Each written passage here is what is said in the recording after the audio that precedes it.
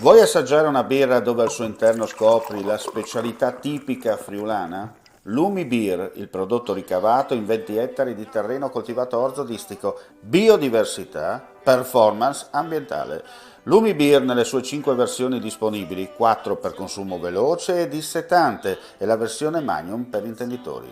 Lumi Beer si abbina a qualsiasi palato. Lumi Beer è un prodotto esclusivo Azienda Agricola Pancera, il buon seme, i buoni frutti.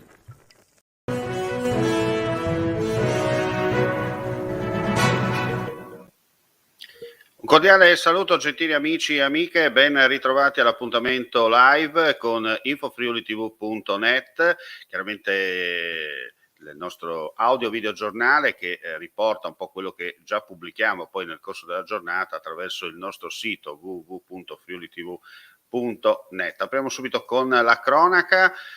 Ci spostiamo a Pordenone perché il locale Carnoso Garden e Grill di Roveredo in Piano, già chiuso per 5 giorni dal questore di Pordenone, Marco Odorisio, per mancato rispetto della normativa anti-Covid, resterà chiuso per altri 30 giorni.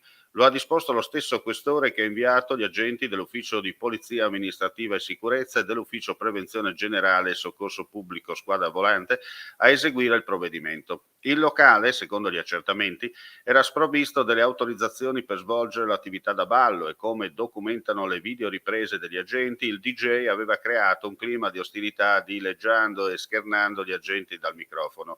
Per questa ragione è stato indagato in stato di libertà per aver offeso l'onore e il prestigio dei pubblici ufficiali nell'esercizio delle loro funzioni. Nell'ambito delle attività di vigilanza, venerdì scorso la polizia aveva già fatto un controllo al locale e aveva trovato circa 150 persone che stavano ballando senza mascherina e senza distanziamento con la musica del DJ e una decina di ragazze che oltre a ballare giravano anche per i tavolini. Queste ultime erano scomparse immediatamente e sono tuttora irreperibili.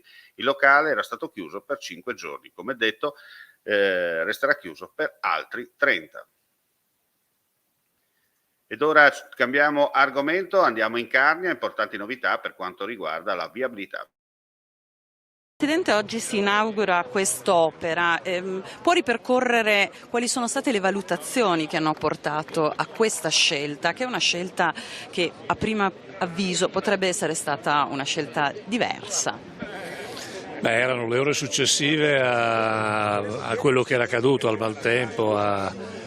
È evidente che quest'opera, nel momento in cui il Presidente della Regione Fedriga ed io in un municipio davanti qui con il sindaco e gli altri sindaci abbiamo cercato di comprendere quali fossero le priorità e gli interventi da destinare, era chiaro che la prima domanda forte da parte del Comune di finanziare entrambi i ponti poteva sembrare una cosa fuori luogo. In realtà, se noi consideriamo la viabilità che deve tenere conto anche delle possibili ostruzioni che si possono verificare, è evidente che il finanziamento e il sostegno a questo ponte, anche per quanto riguarda tutta la parte boschiva, diventa determinante.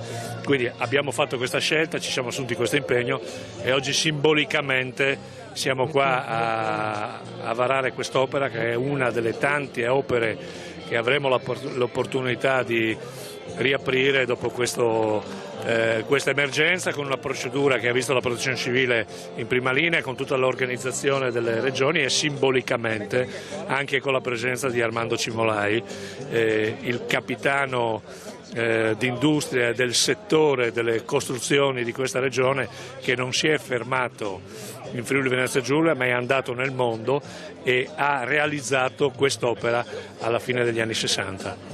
Assessore, un altro tassello che si richiude dopo la tempesta Vaia. Oggi è un'inaugurazione importante, un'opera per questo territorio assolutamente decisiva. Assolutamente sì, diciamo che forse chiude due epoche, cioè quella del Vaia e quella del Covid. È un'opera fondamentale non solo per il Comune ma soprattutto per tutta la vallata, per cui uniamo zone che possono essere viste anche un po' isolate, ma in realtà con questo ponte diventano integranti all'interno del territorio.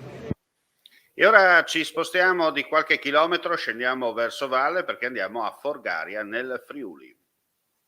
Aperti al Monte Prat di Forgaria nel Friuli per l'inaugurazione di una nuova struttura polifunzionale. Quanto è importante, lei ha sottolineato, il dialogo con i comuni e il territorio per la regione?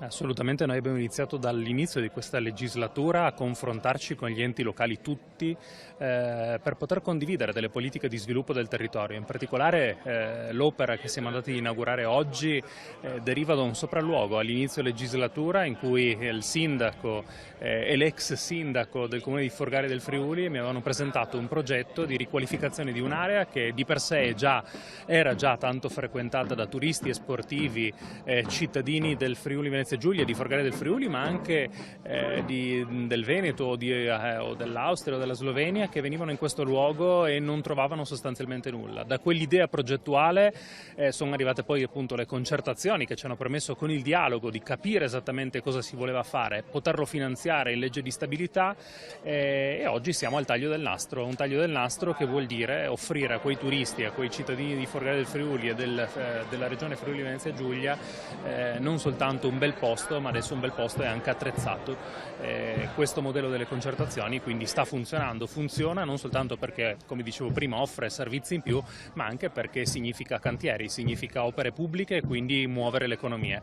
Quindi su questa linea continueremo a muoverci da qui alla fine della legislatura e le prossime.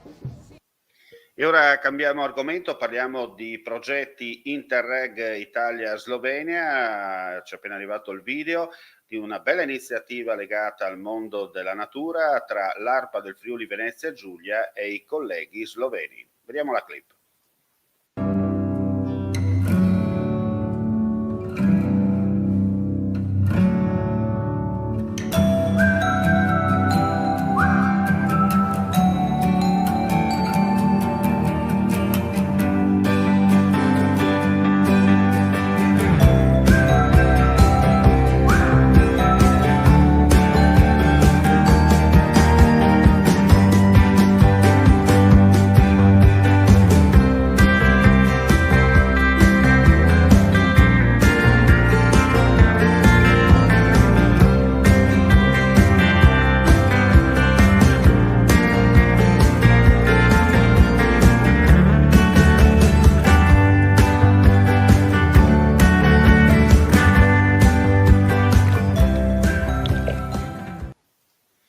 E ora chiudiamo con la cultura per dire che farà tappa in 5 località del Friuli la Peppiaggio di Micro Festival, rassegna itinerante di arte performativa ideata da Punto Zero, società cooperativa e parte della rete culturale Intersezioni, giunta alla sua 5ª edizione. Si comincerà con una residenza artistica dal 4 al 9 agosto prossimi a Lusevera.